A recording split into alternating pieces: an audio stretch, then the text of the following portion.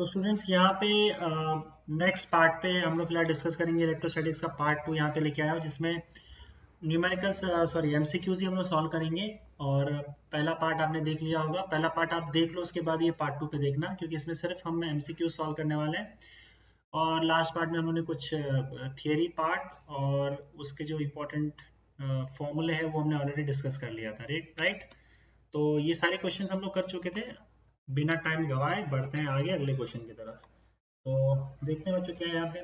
A parallel plate air filled capacitor of capacitance C, parallel plate capacitor है और उसके अंदर एयर भरा हुआ है तो उसका कैपेसिटेंस C है। Has plate area A and the distance between the plates is D. When a metal sheet of thickness D by 2 and of the same area A is introduced between the plates, its capacitance becomes C2. The ratio of C1 and C2. ठीक है। तो यहाँ पे पहली बात तो ये कि C का फॉर्मूला लिख लेते हैं। जब एयर वाला था, एयर वाला केस में इनका कैपेसिटेंस C है। In case of air capacitance C है, राइट।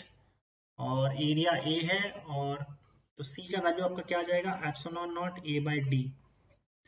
अगर एयर है तो epsilon not A by D होता है आपका कैपेसिटेंस का वैल्यू। फिर क्या बोला है इसका, when a metal sheet of thickness D by 2, metal बोला है।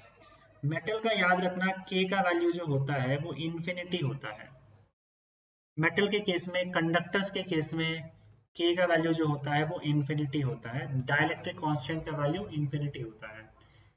तो मैंने मेटल शीट, तो यहाँ पे मान लो तुम्हारा ये कैपेसिटर है, इसके बीच में इसका डिस्टेंस D था और D बाई 2 डिस्टेंस पे आपने क्या भर दिया, ये पूरा मेटल भर दिया, यहाँ पे मेटल का शीट भर दिया।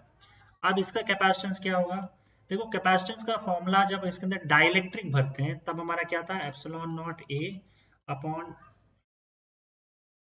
हाँ ये सही है, T बाई K और प्लस D माइनस टी, ये फॉर्मूला था। D माइनस टी बाई 1 ये फॉर्मूला था। अब इस केस में फिलहाल यहाँ पे देखो क्या है, आप T की जगह पे D बाई 2 डालोगे क्योंकि भाई तुम्हारा जो थिकनेस है यहाँ पे अंदर जो डाला हुआ है, डाइलेक्ट्रिक की जगह हमने मेटल डाला हुआ है तो उसका थिकनेस T जो है वो D बाई 2 आ जाएगा। दूसरी बात, K की वैल्यू इन्फिनिटी आ जाएगी। K की वैल्यू इन्फिनिटी आ जाएगी क्योंकि इसका डाइलेक्ट्रिक कांस्टेंट मेटल्स या कंडक्टर्स का इन्फिनिटी है। बस ये वैल्यू सारा डाल दो तो आपको C2 मिल जाएगा। ये आएगा C1 है, इन्होंने C1 देके रखा हुआ है, यहाँ पे लिखा हुआ है C1, तो C1 तो यही होना चाहिए, this has to be C1। हाँ, एयर वाला C1 है और उसके बाद का C2 है, तो C2 का वैल्यू क्या हो जाएगा बताओ, यहाँ पे एप्सिलॉन नॉट ए, ये तो भाई के टी अपॉन इन्फिनिटी हो जाएगा, टी अपॉन इन्फिनिटी हो जाएगा और प्लस डी माइनस टी का वैल्यू डी बाई 2 है। यहाँ पे मैंने टी का वैल्यू डाला नहीं है, डी बाई 2 डाल भी दोगे तो भी फर्क नहीं पड़ता है क्योंकि anything divided by infinity is zero, anything divided by infinity is zero, so this becomes epsilon naught A D minus, ये तो जीरो हो जाएगा और डी माइनस डी बाई 2 तो डी बाई 2 आ जाएगा, 2 पर चला जाएगा तो C2 का value 2 epsilon naught a by d आ जाएगा।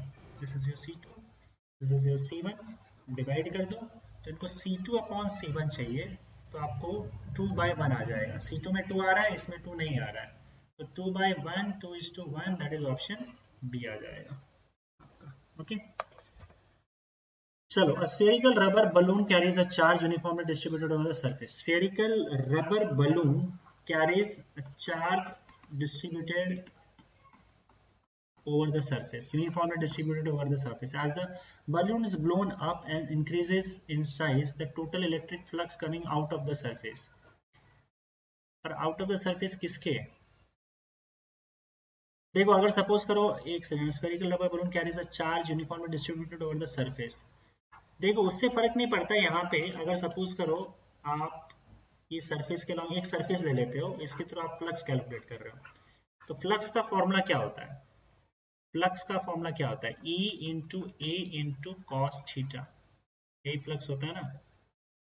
तो होता क्या, देखो एक्चुअली में फ्लक्स, आप एक काम करो यहाँ पे इसके जस्ट बगल में, इसके जस्ट बगल में क्लोज सरफेस लगा दो, जस्ट बगल में क्लोज सरफेस डाल दो ना। इस क्लोज सरफेस के अंदर टोटल कितना चार्ज है, जो भी चार्ज हमने इसको देके रखा हुआ क्यू चार्ज है, और इस क्लोज सरफेस के अक्रॉस हम लोग फ्लक्स निकाल रहे हैं। तो फ्लक्स का फॉर्मूला क्या आ जाएगा, क्लोज सरफेस है इसलिए हम गॉस लॉ यूज कर सकते हैं, that is Q enclosed upon epsilon not.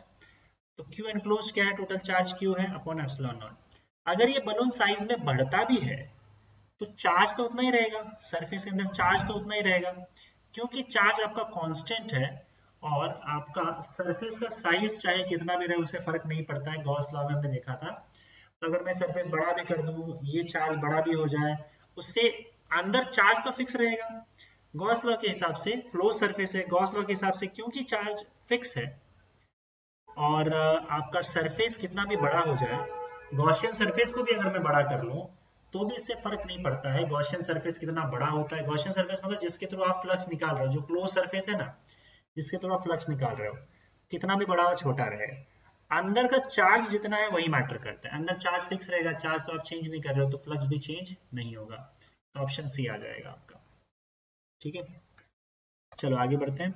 To parallel air capacitors have their plates area, एक का एरिया आपका 100 सेंटीमीटर स्क्वायर है और दूसरा कैपेसिटर जो है उस दूसरे कैपेसिटर का एरिया 500 सेंटीमीटर स्क्वायर है। They have the same charge and potential, दोनों का चार्ज सेम है और दोनों का पोटेंशियल भी सेम है। इसका मतलब Q1 is equal to Q2 और पोटेंशियल डिफरेंस दोनों का सेम है, V1 is equal to V2। If the distance between the plates of the first capacitor is 0.5 mm, पहले कैपेसिटर के प्लेट्स के बीच का डिस्टेंस 0.5 mm है, इसको आप सेंटीमीटर में कन्वर्ट कर सकते हो 10⁻⁻1 मल्टीप्लाई करके। तो ये कितना हो जाएगा, 5 × 10⁻²⁻2 सेंटीमीटर, यही होगा 5 × 10⁻⁻1। हाँ ठीक है। The distance between the plates of the second capacitor, मतलब D2 का वैल्यू पूछा गया है। ठीक है, तो भाई यहाँ पे कैपेसिटेंस, यहाँ पे आपको V का वैल्यू सेम बोला है, तो आप देखो C is equal to Q by V होता है ना, दोनों का Q भी सेम है, दोनों का V भी सेम है, ये दिया है ना, पोटेंशियल भी सेम है, दोनों के ऊपर चार्ज भी सेम है, they have the same charge and potential. तो पहले वाले का भाई आपका Q1 अपॉन V1 हो जाएगा कैपेसिटेंस, और दूसरे वाले का आपका क्या हो जाएगा, Q2 अपॉन V2 हो जाएगा capacitance, if I am not wrong. Yes, अब क्योंकि Q1 is equal to Q2 है और V1 is equal to V2 है, so therefore C1 will be equal to C2, दोनों का कैपेसिटेंस भी सेम होगा। दोनों का अगर कैपेसिटेंस सेम होगा तो कैपेसिटेंस का फॉर्मूला यूज कर लो, एयर कैपेसिटेंस है दोनों, कैपेसिटेंस का फॉर्मूला क्या होता है, epsilon not A1 by D1 is equal to epsilon naught A2 by D2। तो इन्होंने डायरेक्टली लिखा हुआ नहीं है कि कैपेसिटेंस सेम है, पर इन्होंने इस फॉर्मूले के हिसाब से बता दिया कि दोनों का कैपेसिटेंस सेम है, यहाँ से कैंसिल आउट हो जाएगा और D2 का वैल्यू जो होगा that will be equal to A2 D1 upon A1।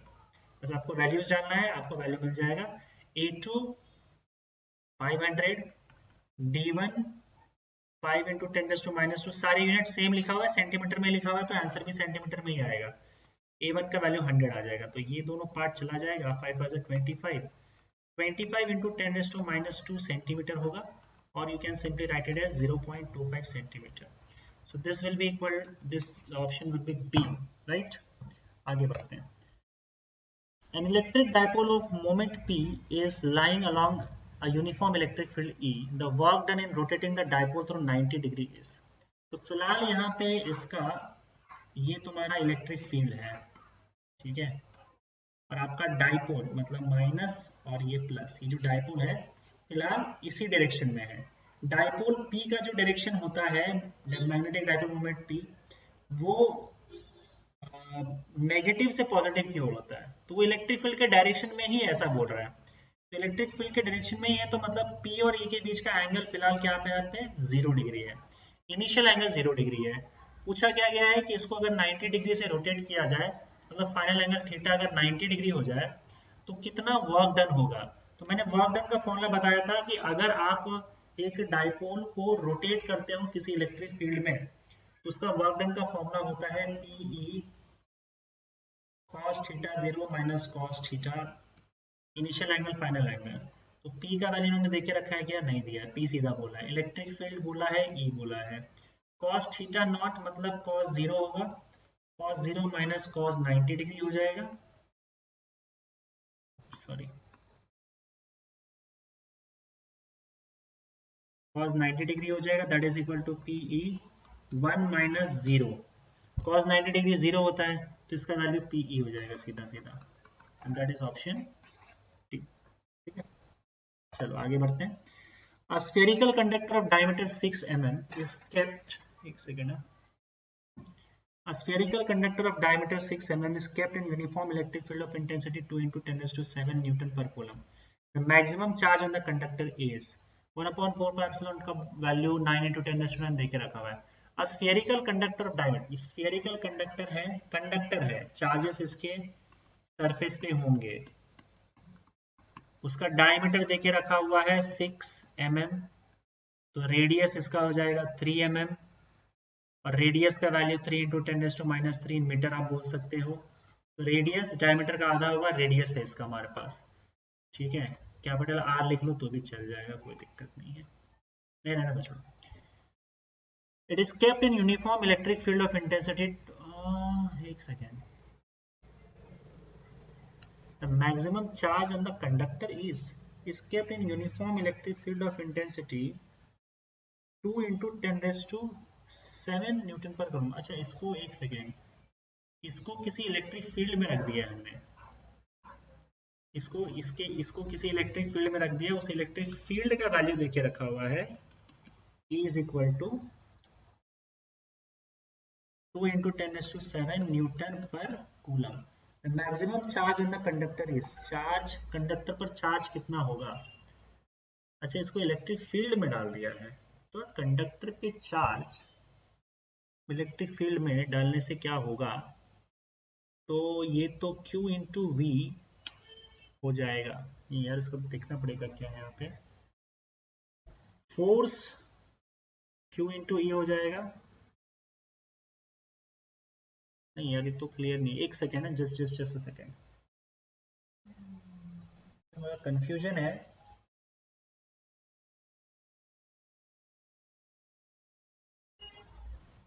E T R Q by R square,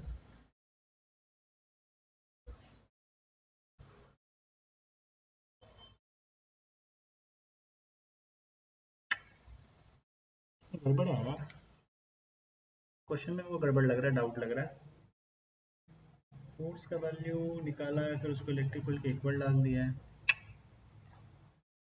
गड़बड़ है ये क्वेश्चन, मुझे ही समझ में नहीं आया, सोल्यूशन में भगवान जाने क्या लिखा हुआ है। मैं इसको डिलीट कर रहा हूँ, मुझे क्वेश्चन ही क्लियर नहीं हुआ, क्योंकि एक स्फीयर को किसी इलेक्ट्रिक फील्ड में डाल दिया है, फिर पूछा है कि इसके ऊपर कितना चार्ज आ जाएगा। या तो हो सकता है भाई मेरा नॉलेज इतना सफिशिएंट ना हो, क्वेश्चन बहुत ही डिफिकल्ट हो, या तो क्वेश्चन में कुछ गड़बड़ हो, तो उसमें तो कुछ भी लिख दिया, सोल्यूशन भी देखा मैंने, तो मैं कुछ भी तो आपको एक्सप्लेन नहीं कर पाऊंगा, तो मैं इसको डिलीट कर रहा हूँ, अगले क्वेश्चन की ओर चलते हैं, तो समझ में आ रहा है वो कर लेते हैं, और क्या। A parallel combination of three condensers, condenser मतलब capacitors, तीन capacitors का parallel combination 2C, C और C/2 है, is connected across 10 volt battery। तो इसको पहले देख लेते हैं भाई, parallel combination है 2C, C और C/2, और इसको पैरेलल में कनेक्ट करने के बाद इसके अक्रॉस हम लोगों ने क्या रख दिया, एक 10 वोल्ट की बैटरी लगा दी है, 10 वोल्ट की बैटरी, V का वैल्यू 10 वोल्ट हो गया। All the condensers are fully charged to charges Q1, Q2 and Q3। इसके ऊपर चार्ज Q1 आ गया, इसके ऊपर चार्ज Q2 आ गया, इसके ऊपर चार्ज Q3 आ गया, ठीक है।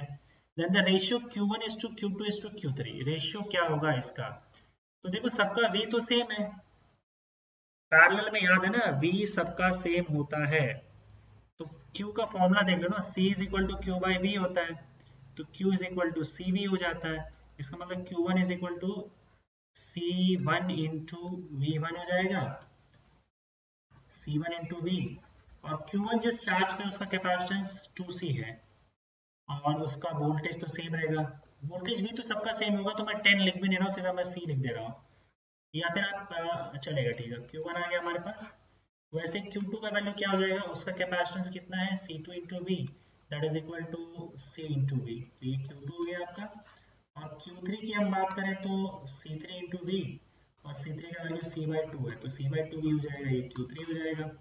आप यहाँ से देख सकते हो Q1:Q2:Q3 में Q1 का वैल्यू 2CV है तो 2CV आ गया, Q2 का वैल्यू CV है तो CV आ गया, Q3 का वैल्यू C/2 भी है तो C/2 भी आ गया। तो CV CV CV हर जगह से कैंसिल, 2:1:1/2 मल्टीप्लाई कर दो पूरे को 2 से तो 4:2:1 हो जाएगा, दैट इज इक्वल टू 4:2:1, मतलब ऑप्शन ए होगा। ठीक है, चलो भाई आगे बढ़ते हैं। An electric dipole is as shown in figure. The electric potential at P due to the dipole is electric potential at P पूछा है, तो ये भाई तो आपका एक्सिस की बात हो गई ना, तो ये तो डायरेक्ट आ जाएगा आपका इलेक्ट्रिक पोटेंशियल एट एक्सिस। ये क्या डाल के रखा है, x² - a²। ये तो काफी कॉम्प्लिकेट कर दिया। 2AQ ये तो डायरेक्ट वो वाला दे दिया है, इसमें कोई कंडीशन लगाया नहीं, x is far far greater than a वाला कंडीशन आ जाता है, नहीं तो फिर आपका क्या होगा, पॉइंट P पर इलेक्ट्रिक पोटेंशियल चाहिए। तो एक काम करो, अब तो उसको पूरा सवाल ही करना पड़ेगा, अलग बात हो जाएगी। देखो पॉइंट P पर जो है वो क्या होगा, एक तो एक सेकेंड भाई, इस Q चार्ज की वजह से पोटेंशियल आएगा और पॉइंट P पर इस -Q चार्ज की वजह से पोटेंशियल आएगा। तो पॉइंट P पर टोटल पोटेंशियल ऐड कर दो। वैसे डायरेक्टली हमारा एक्सिस वाला फॉर्मूला हम यूज कर सकते थे, पर इन्होंने अप्रोक्सीमेशन लेके किया नहीं है, तो हम डायरेक्ट क्या करेंगे, यूज करेंगे। पॉइंट P पर इसके वजह से जो पोटेंशियल होगा वो V+ ले लेंगे, प्लस चार्ज की वजह से, और माइनस की वजह से जो पोटेंशियल होगा वो माइनस ले लेंगे। तो टोटल पोटेंशियल पॉइंट P पर क्या हो जाएगा, V+ +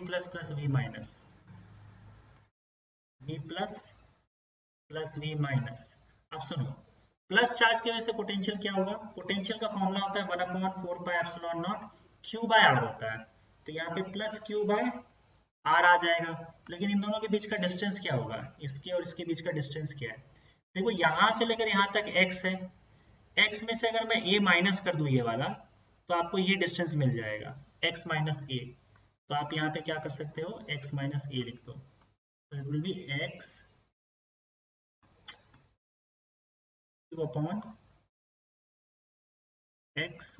- a)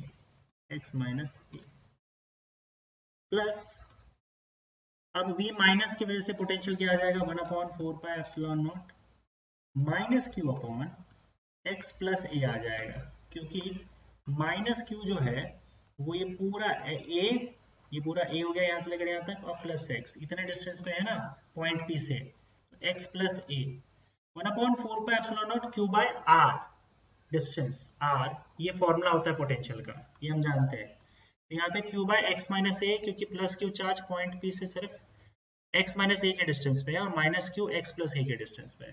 तो अगर आप देखोगे यहाँ पे तो 1/4πε0 और Q ये पूरा कॉमन आ जाएगा, तो इधर बचेगा 1/x - a, और ये माइनस साइन यहाँ पे, तो माइनस साइन ले लो 1/x + a। अब इसको सॉल्व कर सकते हो यहाँ पे, तो ये आपका आ जाएगा Q/4πε0, ये देखो ये क्या हो जाएगा आपका x + a -x - a upon x² - a²। Actually x + a x - a आ जाएगा, लिख देता हूँ, क्या पता समझ में ना आए आपको, ये मैंने बस ऐड किया और कुछ नहीं, x + a x - a आ गया, राइट।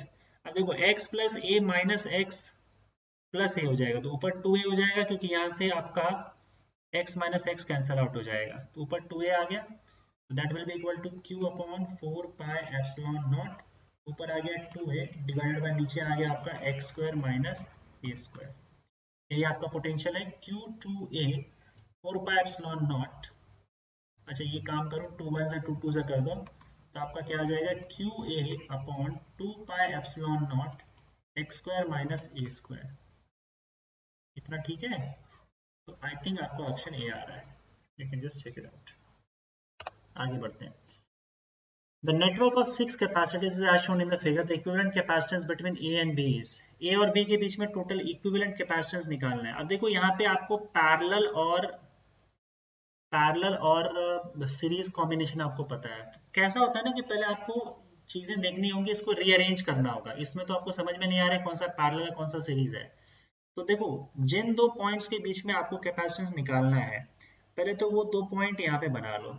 एक पॉइंट आपका ए हो जाएगा, दूसरा पॉइंट आपका बी हो जाएगा। अब सिर्फ कनेक्शंस देखो, कनेक्शंस देखो। देखो ये पूरा पार्ट कनेक्टेड है, मतलब अगर वायर है तो वायर मतलब कनेक्शन सेम है। तो देखो ये वाला पार्ट जो है, इसमें एक कैपेसिटेंस पहले पहले सी पकड़ लिया। सी का एक हिस्सा ए में गया हुआ है और दूसरा हिस्सा यहाँ पे लटक रहा है।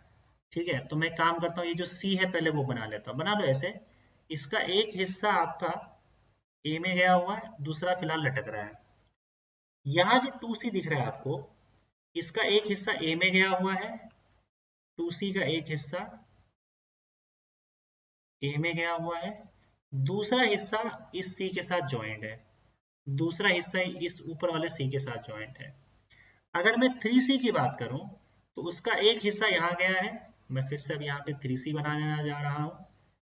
थ्री सी, थ्री सी कहाँ बनाओ, यहाँ बना लो। थ्री सी, इसका एक हिस्सा इसके साथ, इन दोनों के साथ ही ज्वाइंट है ना, टू सी और सी के साथ। तो टू सी और सी जहां ज्वाइन हो रहे हैं उनके साथ ज्वाइंट है।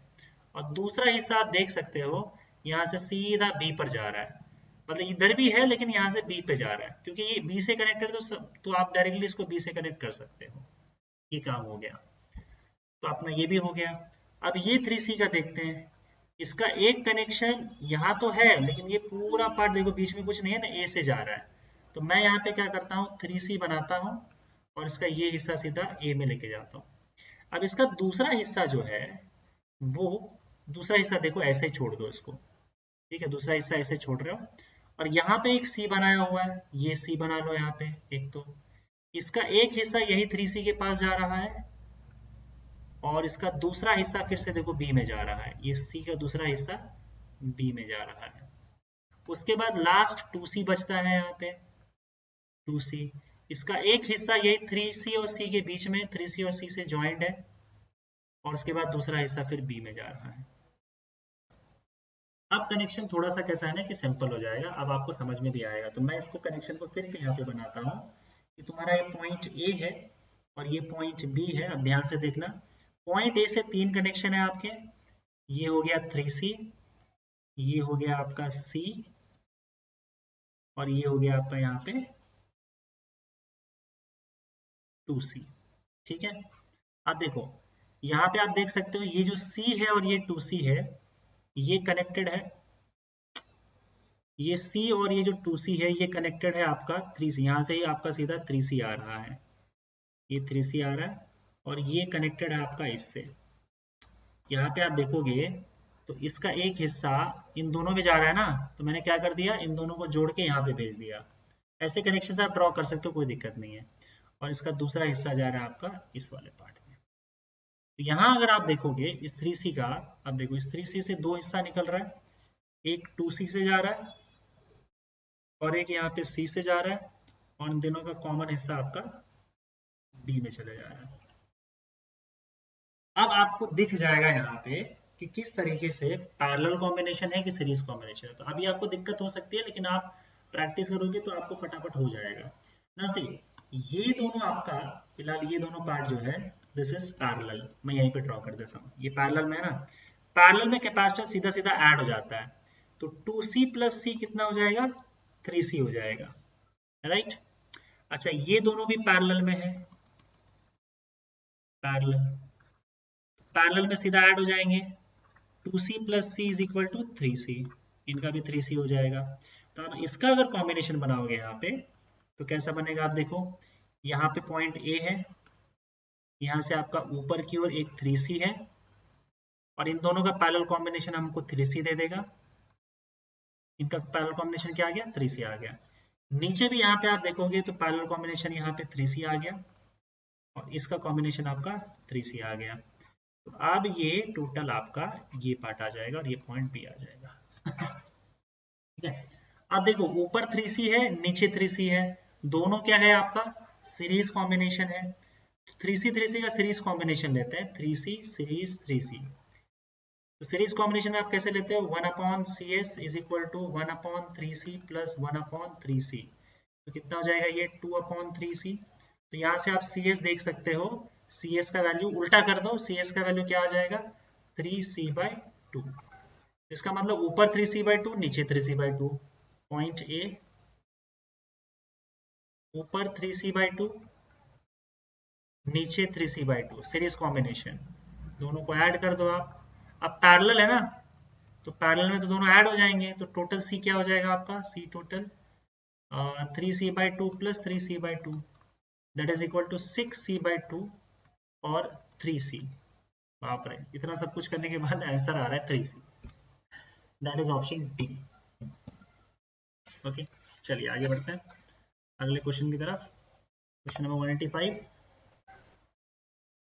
सवाल क्या है, parallel plate capacitor having plate area A and separation D is charged to a potential difference V. The charging battery is disconnected and the plates are pulled apart to 4 times the initial separation. The work required to increase the distance between the plates is. देखो, energy का difference निकाल लो, वही work done होगा। जब भी आपको work पूछा जाए तो आप एनर्जी का डिफरेंस निकाल लेना, final energy minus initial energy. तो सबसे पहला केस हम देखते हैं यहाँ पे कि भैया पैरेलल प्लेट कैपेसिटर, उसका एरिया A है, डिस्टेंस d है, एरिया A है, पोटेंशियल V है। द चार्जिंग, उसके बाद इसका इनिशियल एनर्जी क्या हो जाएगा, इनिशियल एनर्जी क्या होगा, हाफ CV²। अब C क्या होता है, epsilon naught A/D into V²। ये हो गया U1 हो गया आपका। उसके बाद सेकेंड केस में वो क्या बोल रहा है, सेकेंड केस में the charging battery is disconnected and the plates are pulled apart to 4 times the initial separation. Okay, initial separation से 4 टाइम्स उनको दूर कर दिया गया, तो पोटेंशियल चेंज हो जाएगा। तो आप एक काम करो, इसको क्यू के टर्म्स में लिख दो, क्योंकि देखो दूर करने पर एक चीज तो है, डी चेंज हो रहा है, एरिया फिक्स है, और वी भी चेंज हो जाएगा। जब आप डिस्टेंस इंक्रीज करते हो तो पोटेंशियल वी चेंज हो जाता है। तो ऐसे केस में क्या करेंगे, चार्ज क्यू फिक्स होगा, चार्ज क्यू फिक्स होगा, तो हम चार्ज के टर्म्स में इसको लेके आ जाते हैं। मान लो इसको क्यू चार्ज करके रखा हुआ है, इस पर हमने क्यू चार्ज देके रखा हुआ है, तो आपका क्या हो जाएगा, हाफ इंटू क्यू, Q²/2c। इस केस में क्या हो जाएगा, Q²/2c। ये इसका एनर्जी है। अब ये ध्यान रहे कि और C का वैल्यू क्या है यहाँ पे, epsilon naught A/D, epsilon naught A/D। तो ये भी डाल दोगे तो आपका U1 का वैल्यू क्या आ जाएगा, Q²/2 एप्सिलॉन नॉट A/D, और D ऊपर पहुंच जाएगा। तो ये आपका U1 का वैल्यू आ गया। अब देखो, हाँ ये भी ध्यान रखना कि यहाँ पे इस केस में Q is equal to C into V होता है, राइट। तो और that is equal to epsilon naught A/D into V होगा, ये आपका Q हो जाएगा। अब सेकेंड केस में देखो क्या होगा, सेकेंड केस में हमने क्या किया, the charging battery is disconnected and the plates are pulled apart. Charging battery आपने डिस्कनेक्ट तो कर दिया, लेकिन Q सेम रहेगा, Q इसके ऊपर फिक्स होगा, जो पहले वाला था यही Q यहाँ पे भी रहने वाला है। The work required to increase the distance, अब यहाँ पे U2 ढूंढ लो। तो यहाँ पे डिस्टेंस 4, मतलब D का क्या कर दिया, 4D कर दिया, यही किया ना। The charging battery is disconnected and the plates are pulled apart to 4 times the initial separation. Distance 4D कर दिया।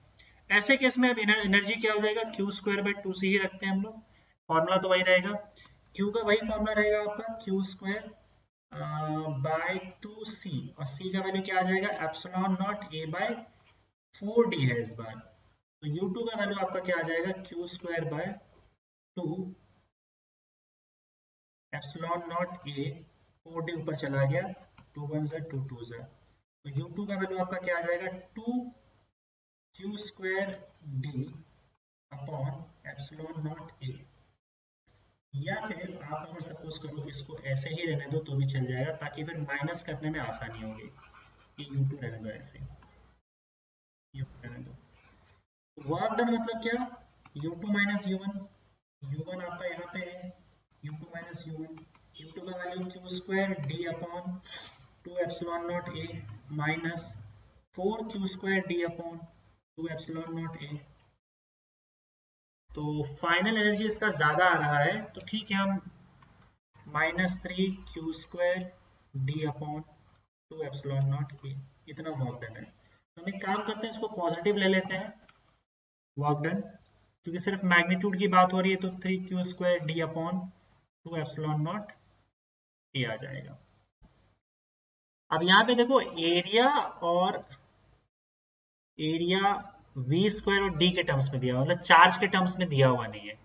तो अगर चार्ज के टर्म्स में नहीं दिया हुआ है तो आप क्या कर सकते हो, q का वैल्यू ये वाला सब्स्टिट्यूट कर सकते हो, फ्रॉम 2, q का वैल्यू फ्रॉम 2 आप सब्स्टिट्यूट कर सकते हो, ताकि v आ जाए और q हट जाए। तो 3 epsilon not a v by d का square into d upon 2 epsilon not a। तो ये क्या हो जाएगा आपका 3 epsilon not square a² v² upon d² into d upon 2 epsilon not a। तब देखो एप्सिलॉन नॉट गया, a गया, d गया, तो फाइनली क्या आ जाएगा 3 एप्सिलॉन नॉट a v² आएगा, फिर तो 3 epsilon not a v² upon 2d। ठीक है, तो आपका यहाँ पे ऑप्शन ए आ जाएगा। आगे बढ़ते हैं। Two identical parallel plate air capacitors are connected in series to a battery of EMF V. If one of the capacitors is inserted in liquid of dielectric constant K, then potential difference of the other capacitor will become. ये क्या है भाई? Two identical parallel plate air capacitors are connected in series to a battery of EMF V. तो फिलहाल तो यहाँ पे दो कैपेसिटर्स को कनेक्ट कर दिया गया है इस तरीके से, potential V. Two identical parallel plate capacitors, air capacitors, are connected in series to a battery of EMF V. If one of the capacitors is inserted in liquid of dielectric constant K, then potential difference of the other capacitor will become. Okay, ठीक है। अब फिलहाल यहाँ पे देखो कैसा है कि ये तो V है, यहाँ पे देके रखा है, और अगर सपोज करो इस केस में यहाँ पे फिलहाल तो देखो V1 दोनों सेम होगा, अभी फिलहाल तो इधर भी V/2 जाएगा, V/2 जाएगा, क्योंकि दोनों आइडेंटिकल कैपेसिटर्स है, राइट। तो V/2 दोनों में सेम जाएगा, दोनों में चार्ज सेम होगा, Q और Q सेम होगा, तो दोनों का कैपेसिटेंस भी C और C है, Q और Q आएगा, तो वोल्टेज भी दोनों में इक्वली बढ़ जाएगा। लेकिन अब क्या किया है, एक कैपेसिटर के अंदर हम लोगों ने डाइलेक्ट्रिक कांस्टेंट K भर दिया। तो जब डाइलेक्ट्रिक कांस्टेंट K भर देते तो आपको याद है ना कि K टाइम्स आपका मतलब आपका जो कैपेसिटेंस होता है वो K epsilon not A by D हो जाता है, और epsilon not A by D क्या है, ये है एयर वाला कैपेसिटर, तो K टाइम्स कैपेसिटेंस इंक्रीज हो जाता है। तो अगर मान लो इसका कैपेसिटर C है तो इसका K इंटू सी हो जाएगा कैपेसिटेंस, अगर हमने डाइलेक्ट्रिक भर दिया है तो। अब इस केस में देखो क्या होगा, कैपेसिटेंस अलग हो गए, चार्ज तो अभी भी दोनों में सेम होगा क्योंकि सीरीज में कनेक्टेड है, और इस बार V जो है वो कैसे बटेगा वो देखना है आपका। तो चार्ज का फॉर्मूला क्या होता है, Q is equal to C into V होता है ना। तो पहले केस में देखो क्या होगा, C1 इंटू वी1 हो जाएगा, और सेकेंड केस में Q का वैल्यू C2 इंटू वी2 हो जाएगा। तो पहले में C है, दूसरे में और सब पोटेंशियल क्या होगा, मान लेते हैं V1 है, V1 है, हाँ ठीक है। और सेकेंड केस में आपका क्या हो जाएगा, KC इंटू वी2 हो जाएगा। तो इसका मतलब आपका इस केस में आप देखोगे तो V1 का वैल्यू Q बाई सी होगा, और इस केस में आपका V2 का वैल्यू Q बाई के सी होगा। V1 V2 आ गया, दोनों का कैपेसिटर, दोनों का वोल्टेज V1 V2 आ गया। प्रॉब्लम यहाँ पे है कि इसको V के टर्म्स में पूछा है, तो हमें ये तो पता है V इज इक्वल टू क्या होता है, V is equal to V1 plus V2 हो जाएगा। और यहाँ पे आपका इस केस में भी हम देख लेंगे, नहीं फिलहाल यहाँ पे देख लेते हैं। V1 का वैल्यू Q बाई सी है, प्लस यहाँ पे Q बाई के सी हो जाएगा टोटल V। तो यहाँ से आप देखोगे तो V का वैल्यू अगर आप निकालोगे तो Q बाई सी कॉमन ले लो, 1 प्लस 1 बाई के आ जाएगा, ये होगा ना, तो ये आपका V आ गया। Equation 1, this is equation 2, this is equation 3। हमको चाहिए क्या, v के टर्म्स में चाहिए। तो आप एक काम करो, if one of the capacitor, the other capacitor will become, if one of the capacitor is entered a liquid of dielectric constant K, then potential difference of other capacitor, मतलब हमको V1 चाहिए, other capacitor का चाहिए। तो आप एक काम करो, from 1 and 3, 1 में V1 दिया हुआ है, 3 में आपका V दिया हुआ है, तो आप V1 अपॉन V निकाल लो। V1 का वैल्यू Q by C है, V2 का value Q by C 1 plus 1 by K है, तो that is equal to Q by C कैंसर, तो ये 1 अपॉन 1 प्लस के मतलब K प्लस 1 अपॉन K हो जाएगा, that is equal to K upon K plus 1। तो आपका वैल्यू जो है V1 is equal to KB upon K plus 1 आ जाएगा, KB upon K plus 1, KB upon K plus 1, that is option D. Simple.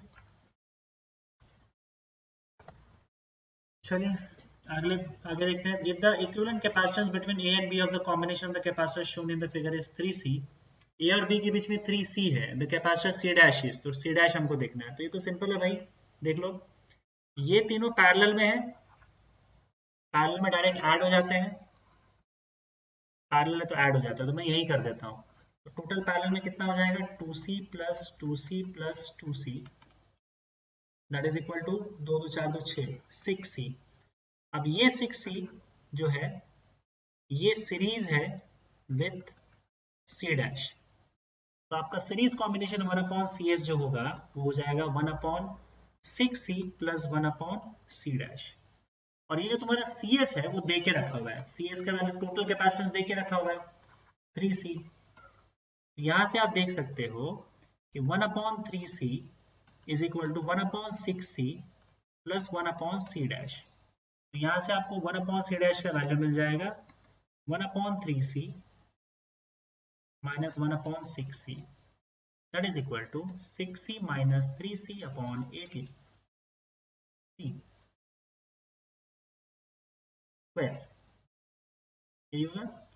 तो 6 minus 3, या फिर simple है यार, एलसीएम ले लेते हैं, ऊपर नीचे अगर आप सपोज करो यहाँ से 2 से मल्टीप्लाइड कर दो, 2 minus 1 1 हो जाएगा, 1 upon 6C आ जाएगा, तो C डैश का वैल्यू 6C आ जाएगा, that is option D. Okay, आगे बढ़ते हैं। Assume that an electric field E is equal to 20 x square I cap exists in space. If V naught is the potential at the origin and VA is the potential at x is equal to 3 meter, then the potential difference VA minus V naught, VA minus V naught चाहिए। VA के case में x is equal to 3 है, और V naught के case में क्योंकि वो origin का है तो x is equal to 0 है।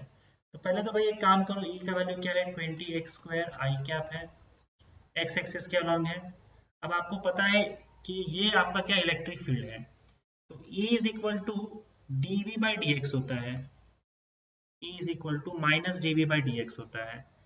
तो माइनस dV आपका क्या हो जाएगा, E इंटू dx हो जाएगा, या E, या आप ऐसे कर सकते हो, माइनस साइन यहाँ से उठा के यहाँ डाल दो, माइनस dx हो जाएगा। दोनों तरफ इंटीग्रेट कर दो, तो dV क्या है, पोटेंशियल डिफरेंस है, पोटेंशियल इन्होंने क्या बोला है, VA माइनस VO बोला है, तो मतलब VO से लेकर VA तक इंटीग्रेट करना है, VO से लेकर VA तक, is equal to minus E dx। E को आपका इलेक्ट्रिक फील्ड जो है x का वैल्यू 0 से लेकर 3 तक, क्योंकि भाई 0 से लेकर 3 तक जा रहा है, VO से लेकर VA तक, 0 से लेकर 3 तक, समझे। दोनों तरफ इंटीग्रेट करोगे तो पोटेंशियल, ये dV with respect to V है ना, तो पोटेंशियल VO से VA तक जा रहा है, और आपका x जो है with respect to x differentiate कर रहा है, तो x का वैल्यू 0 से लेकर 3 तक जा रहा है, बस वैल्यूज डाल दो। तो इंटीग्रेशन ऑफ dV जो होता है वो V होता है, लिमिट्स अप्लाई करोगे VO से लेकर VA तक, is equal to minus E का वैल्यू आपको देके रखा हुआ है 20x स्क्वायर dx 0 से लेकर 3 तक, दैट इज इक्वल टू, अब देखो ये पहले आपका अपर लिमिट डालना है, फिर माइनस लिखना है, फिर लोअर लिमिट डालना है, और यही हम लोग को ढूंढना है। माइनस 20x स्क्वायर का इंटीग्रेशन क्या होगा, 20x स्क्वायर का इंटीग्रेशन x क्यूब बाई 3 हो जाएगा, लिमिट्स अप्लाई कर दो 0 से लेकर 3 तक, so that will be equal to -20/3 x cube कितना हो जाएगा, 3 3 जा 9 3 जा 27 और फिर -0 ही होने वाला है, तो 3 1 जा 3 9 जा 27 9 2 जा 18, तो VA माइनस VO जो है वो -180 आ जाएगा, आपका ऑप्शन ए आ जाएगा। आगे बढ़ते हैं। If the charge on the capacitor is increased by 2 coulomb, the energy stored in it increases by 21%. The original charge on the capacitor is, मतलब अगर सपोज करो चार्ज को Q2/Q1 ले लेंगे फटाक से, जब भी रेशियो रहा तो if the charge on the capacitor is increased by 2 coulomb, अच्छा मतलब Q2 is equal to 2 coulomb से इंक्रीज किया, Q2 is equal to Q1 plus 2, the energy increases by 21%, तो मतलब U2 upon U1 क्या हो जाएगा, U1 अगर 100 है तो एनर्जी 21% इंक्रीज हो गया, तो U2 121 हो जाएगा। ओरिजिनल चार्ज क्या है ये पूछा गया है, तो आप U2/U1 का फॉर्मूला लगा दो, कैपेसिटर का C फिक्स होगा, तो हाफ इंटू Q के टर्म्स में और C के टर्म्स में देख देते हैं, तो Q स्क्वायर में, तो एनर्जी का फॉर्मूला क्या होता है, C और Q के टर्म्स में Q²/2C, तो Q2²/2C अपॉन Q1²/2C, तो 2C गया, यहाँ पे Q2/Q1 का स्क्वायर आ जाएगा, U2/U1 तो 121/100 है, तो ये Q2/Q1 का स्क्वायर आ जाएगा, तो यहाँ से आप स्क्वायर रूट निकालोगे तो Q2/Q1 will be equal to √121/100, that is equal to 11/10, तो Q2/Q1, Q2 का वैल्यू क्या है, Q1 + 2, तो Q1 + 2/Q1 11/10, तो ये आपका आ जाएगा 10Q1 + 20 is equal to 11Q1, तो Q1 का वैल्यू आपका 20 कूलम आ जाएगा, दैट इज ऑप्शन डी। ये इनिशियल चार्ज आपका ओरिजिनल चार्ज 20 कूलम आ जाएगा। ठीक है, आगे बढ़ते हैं। There are two metallic spheres of same radii but one is solid and other is hollow, then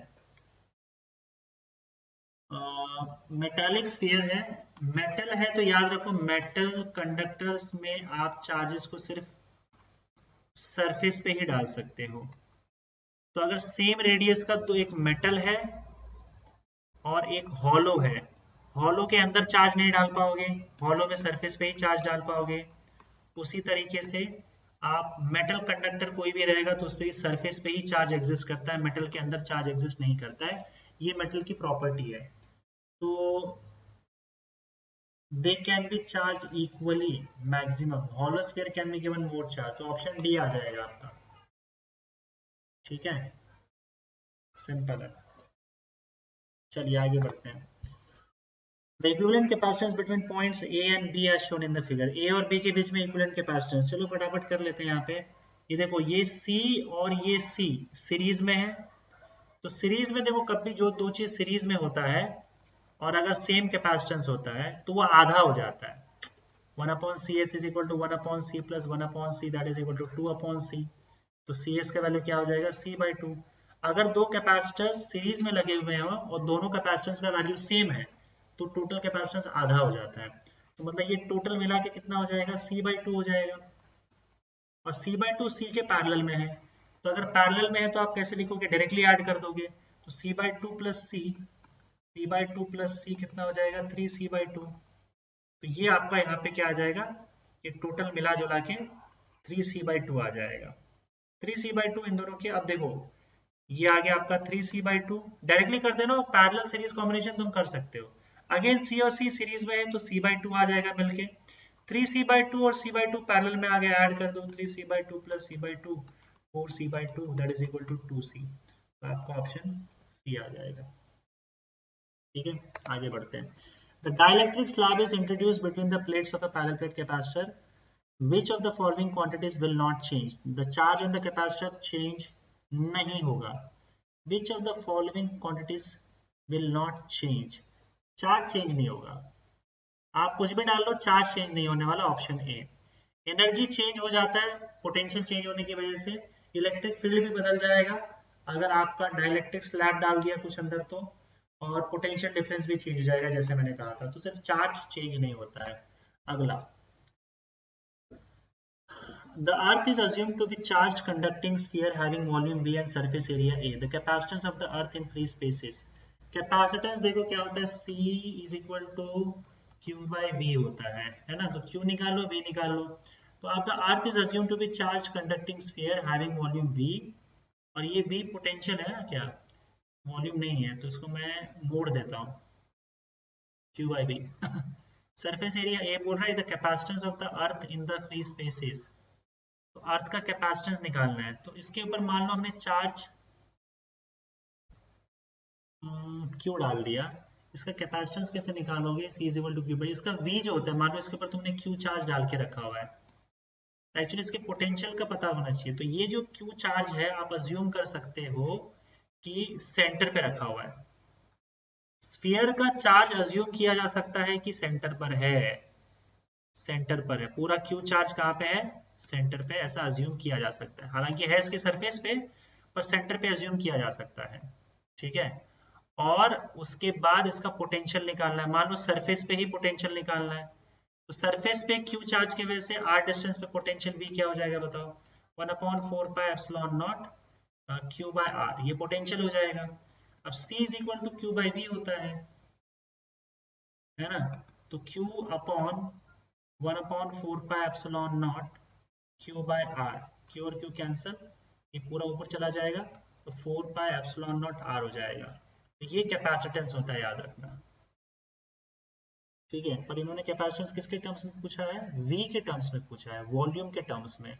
v याद रखना यहाँ पे वॉल्यूम है, ये v नहीं है, ये v नहीं है, ये आपका पोटेंशियल है, v वॉल्यूम है। तो वॉल्यूम क्या होता है, 4/3 pi r cube, pi r cube, ये आपका वॉल्यूम होता है। तो आप एक काम करो, आप यहाँ से r का वैल्यू निकाल लो, r is equal to C upon 4 pi epsilon naught हो जाएगा, बस ये ऊपर जाके सब्स्टिट्यूट कर दो। तो v is equal to 4/3 pi C cube upon 4 pi cube epsilon naught cube. तो क्यूब क्यूब में आ रहा, अच्छा एरिया, एरिया क्या है, अच्छा एरिया भी है यार, ये बड़ा फंसाया हुआ है, रुको रुको रुको, इसको ऐसे रहने दो। पहले तो वॉल्यूम निकाल लिया, अब एरिया निकाल लो, दोनों को डिवाइड करो फिर कुछ होने वाला है। एरिया निकाल लो, देखो सब में volume upon area, volume upon area, volume upon area दिया, वॉल्यूम ऊपर दिया, एरिया नीचे दिया। तो एक काम करो तुम भी यही कर दो। एरिया क्या होता है स्फीयर का, स्फीयर का एरिया होता है 4 पाई आर स्क्वायर, और वॉल्यूम अपॉन एरिया निकाल ही लो, इसको इक्वेशन 1 लिख दो, इसके टर्म्स में आएगा। तो 4/3 pi r cube divided by 4 pi r square, तो ये गया, हाँ हाँ हाँ हाँ 3 रहने वाला है, 3 रहेगा, बस यहाँ पे 4 पाई गया, आर स्क्वायर में आर बचा, तो ये क्या बच जाएगा, पाई, तो क्या r/3 आ जाएगा, r/3। तो वॉल्यूम अपॉन एरिया क्या आ गया, volume upon area is nothing but r/3, ये फिक्स कर दो। आप देखो यहाँ पे क्या कर सकते हो आप, r की जगह पे ना, यहाँ पे इधर से r ही निकाल लो आप, तो r का वैल्यू क्या आ जाएगा, r is equal to 3v/a, इसको इक्वेशन 1 में सब्स्टिट्यूट कर दो, पुट इन इक्वेशन 1, तो आपको c मिल जाएगा 4 पाई एप्सिलॉन नॉट, r का वैल्यू 3v/a, तो 12 pi epsilon naught v/a, 12 pi epsilon naught v/a, option C आ जाएगा। ठीक है, आगे बढ़े। क्वेश्चन है भाई, बहुत क्वेश्चन है यार, इसमें सारे करना मुश्किल लग रहा है, देखो जितना हो पाता है उतना कर लेते हैं हम लोग। टाइम हो गया। A parallel plate capacitor is charged and then disconnected from the charging battery. If the plates are now moved further apart by pulling them by means of insulating handles, then charge तो change नहीं होगा, तो देखो charge लिखा हुआ है decreases, गलत बात है। Capacitance of the capacitor increases, D बढ़ाने से, हाँ देखो फॉर्मूला क्या है आपका, सी का epsilon naught a by D है, डी बढ़ाओगे सी कम हो जाएगा, डी बढ़ाओगे सी कम हो जाएगा, तो capacitance of the capacitor increases, तो ऑप्शन बी आएगा। वोल्टेज भी कम हो जाता है, एनर्जी भी, एनर्जी जो है वो क्या होता है आपका, वोल्टेज कम होने से कैपेसिटेंस इंक्रीज होगा, epsilon naught Q square by 2c, सी बढ़ेगा ना कि कम होगा यार? नहीं सॉरी, इनवर्सली प्रोपोर्शनल है, इनवर्सली प्रोपोर्शनल है, इंक्रीज नहीं होगा, डिक्रीज हो जाएगा। सॉरी, कैपेसिटर तो कैपेसिटर इंक्रीजेस नहीं डिक्रीजेस हो जाएगा, इनवर्सली प्रोपोर्शनल, डी बढ़ाओगे सी कम हो जाएगा। वोल्टेज भी कम हो जाता है और एनर्जी भी कम हो जाता है, तो ये तो गलत है, एनर्जी भी कम होता है, तो आपका आप यहाँ पे क्या करोगे, सी सही ऑप्शन है आपका। ठीक है, वापस से चेक कर लेते हैं, voltage across the capacitor increases या डिक्रीजेस। एनर्जी का अगर हम बात करें तो एनर्जी होता है q square by two C, q square by two C. अब देखो आपका सिंपल सी बात है, डी बढ़ रहा है, सी कम होगा, और यू और सी इनवर्सली प्रोपोर्शनल है, तो यू बढ़ेगा, यू बढ़ रहा है तो सी भी गलत हो जाएगा, सी गलत हो जाएगा, सॉरी सी भी गलत हो जाएगा। तो गलती हो रहा है क्या, ये देख लेते हैं, एक चेक कर लेते हैं। डिस्टेंस बढ़ाने से वोल्टेज का क्या होता है, वोल्टेज बढ़ जाता है, कैसे बढ़ता है बता रहा हूं मैं। देखो V इज इक्वल टू क्या होता है, E is equal to V by D होता है, या फिर आप ऐसे देख लो ना, C is equal to Q by V, तो Q तो कांस्टेंट रहने वाला है, तो V is equal to Q by C. Q constant है तो V और C इनवर्सली प्रोपोर्शनल है, तो अगर C डिक्रीज हुआ है तो V भी डिक्रीज होगा, नहीं सॉरी इनवर्सली प्रोपोर्शनल है तो V इंक्रीज होगा। हाँ इनवर्सली प्रोपोर्शनल है तो V इंक्रीज होगा, हाँ तो V इंक्रीज होगा, ऑप्शन ए सही है। ये सब आपको चेक करना पड़ेगा, कुछ नहीं। चलो देखो अगला question. If the radius of the spherical Gaussian surface is increased, then the electric flux due to a point charge influenced by the surface. Gaussian surface का साइज फर्क नहीं पड़ता है, ऑप्शन ए आ जाएगा। Gaussian surface कितना भी बड़ा रहे, इसके अंदर में कितना चार्ज है वही गॉस लॉ के लिए मैटर करता है फ्लक्स के लिए, तो फ्लक्स तो चेंज नहीं होगा, Gaussian surface चाहे कितना भी बड़ा रहे कितना भी छोटा रहे। Three equal charges Q1, Q2 and Q3 are placed on the three corners of a square of a side A. If the force between Q1 and Q2 is F12 and that between Q1 and Q3 is F13, then the ratio of magnitude F12 upon F13 is.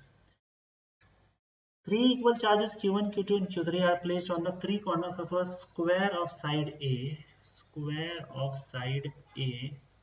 यहाँ पे three equal charges Q1, Q2 और Q3 equal charges है। Three corners of a square of side A, इसका side A है।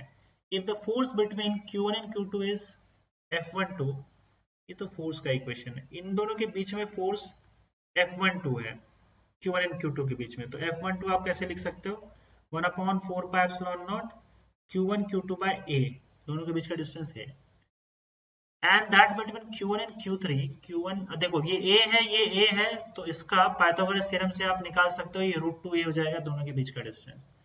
Q1 Q3 के बीच का force F13 है, तो Q1 Q3 का फोर्स क्या हो जाएगा, 1/4πε0 Q1 Q3 बाय √2a, अच्छा स्क्वायर आएगा, सॉरी फोर्स है ना तो स्क्वायर आ जाएगा, तो F13 का वैल्यू क्या आ जाएगा, 1/4πε0 Q1 Q3 upon 2a square, तो दोनों का रेशियो पूछा है।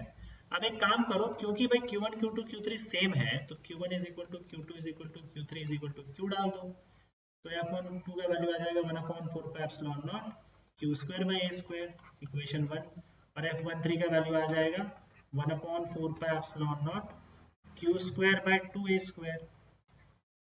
तो F13 जो है वो F12 का आधा है, देख रहे हो ना 2 नीचे लिखा हुआ है, तो F13 को अगर 2 से डिवाइड करोगे, F13 नहीं सॉरी F12 को 2 से डिवाइड करोगे, मतलब F13 F12 का आधा है, साफ साफ दिख रहा है यहाँ पे, F13 F12 का आधा है, तो उन्होंने पूछा क्या है, ratio of F12 upon F13, तो वो तो 2 आ जाएगा, दैट इज ऑप्शन।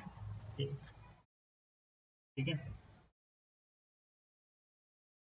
ठीक है, अब मैं सोच रहा हूँ बच्चों की सिलेक्टेड क्वेश्चंस ही करूँ, राइट, एक सेकेंड है, टाइम हुआ है,